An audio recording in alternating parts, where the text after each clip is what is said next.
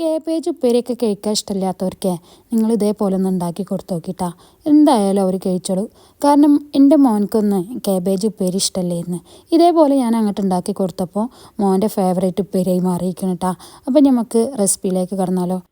നമുക്കിതിലേക്ക് ആദ്യം കോളിഫ്ലവർ ഒന്ന് കുക്ക് ചെയ്തെടുക്കുക. ചൂടായ വെള്ളത്തിലേക്ക് ഉപ്പും മഞ്ഞൾപ്പൊടി ഇട്ട് കൊടുക്കുക. പിന്നെ ഈ കോളിഫ്ലവറും കൂടി ഇട്ടിട്ട് ഒരു 15 മിനിറ്റ് വെക്കുക. 15 മിനിറ്റ് കഴിഞ്ഞതിന് ശേഷം കോളിഫ്ലവറിലെ വെള്ളമൊക്കെ ഒന്ന് ഊറ്റിക്കളയുക. എന്നിട്ടൊന്ന് ചെറുതായിട്ട് കട്ട് ചെയ്തെടുക്കുക. ഇനി നമുക്ക് ഉപ്പേരി തയ്യാറാക്കട്ടെ. കടായി ചൂടായി വരുമ്പോൾ അതിലേക്ക് വെളിച്ചെണ്ണ ഒഴിക്കുക. കടുക് ഇടുക. കടുക് പൊട്ടി വരുമ്പോൾ അതിലേക്ക് വലിയ ഉള്ളി ഉപ്പും കൂടി ഇട്ടിട്ട് ഉള്ളി ഒന്ന് വഴറ്റിയെടുക്കുക. ഉള്ളി വന്നതിന് ശേഷം അതിലേക്ക് വേപ്പിൻ്റെ ഇലയും പച്ചമുളകും ഇട്ട് കൊടുക്കുക. അതേപോലെ കാബേജ് ഇട്ട് കൊടുത്തിട്ട് കാബേജ് ഒന്ന് വഴറ്റിയെടുക്കണം.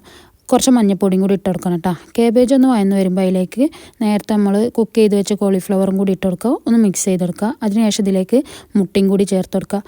മുട്ട ചേർത്തതിൻ്റെ ശേഷം ഇതെല്ലാം കൂടി നന്നായിട്ടൊന്ന് മിക്സ് ചെയ്തെടുക്കുക. ലാസ്റ്റ് ഇതിലേക്ക് കുരുമുളക് പൊടിയും കൂടി ചേർത്ത് കൊടുക്കുക കേട്ടോ. എന്നിട്ടൊന്ന് മിക്സ് ചെയ്ത് കൊടുക്കുക. ഇപ്പം നമ്മൾ ഉപ്പേരി ഇവിടെ റെഡി ആയിക്കണ്. എല്ലാവരും ഒന്ന് ട്രൈ ചെയ്തിട്ട് ഫീഡ്ബാക്കും കൂടി പറയണേ.